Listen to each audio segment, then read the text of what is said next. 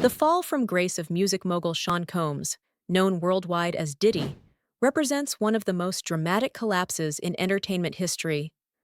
From commanding respect as a business icon and cultural powerhouse to facing decades behind bars, his story serves as a stark reminder of how unchecked power and influence can corrupt absolutely.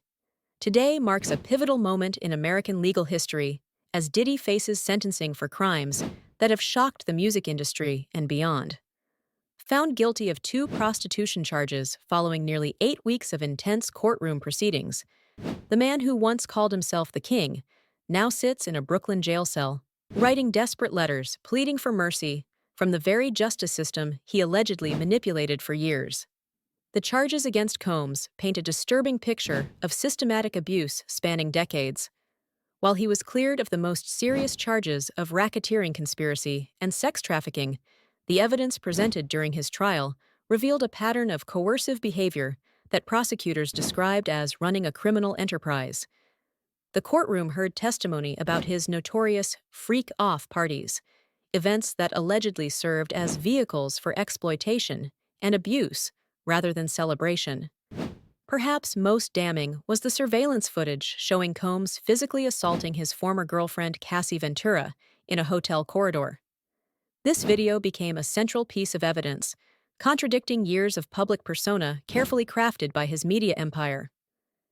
In his recent letter to Judge Aaron Subramanian, Combs finally admitted to this assault, writing that he literally lost his mind and was dead wrong to harm someone he claimed to love. The 4-page letter reveals a man attempting to reconcile his public image with his private actions. Combs attributes his behavior to a 25-year struggle with drug addiction, claiming he has achieved sobriety for the first time during his 13 months of incarceration. He describes looking in the mirror like never before, and claims that his pain became his teacher.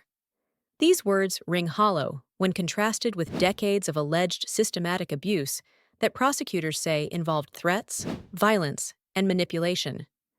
Assistant U.S. Attorney Emily Johnson's opening statement during the trial painted Combs not as a reformed individual, but as someone who operated with an inner circle of employees who helped commit crimes and cover them up.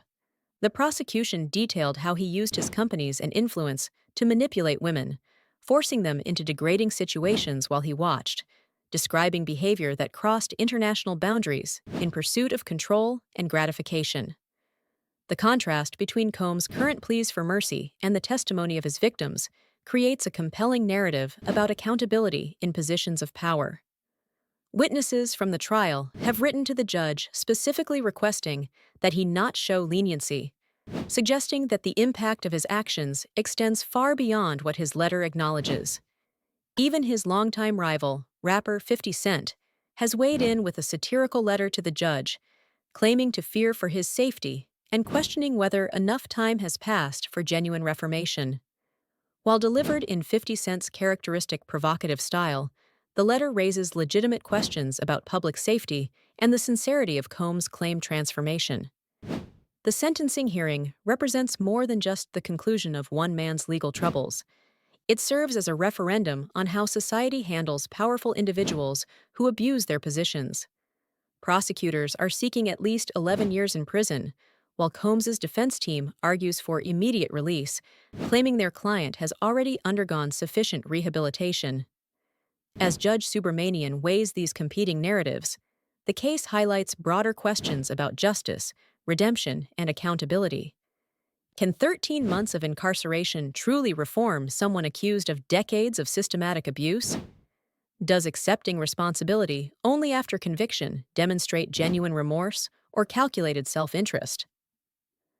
The story of Sean Combs serves as a cautionary tale about the corrupting influence of unchecked power and the importance of holding influential figures accountable for their actions. Regardless of today's sentencing outcome, his legacy has been forever altered, transforming from music industry pioneer to a symbol of how fame and fortune cannot shield anyone from the consequences of their choices. The victim's courage in speaking truth to power ensures that this case will be remembered not just for the fall of a celebrity, but for the triumph of justice over influence.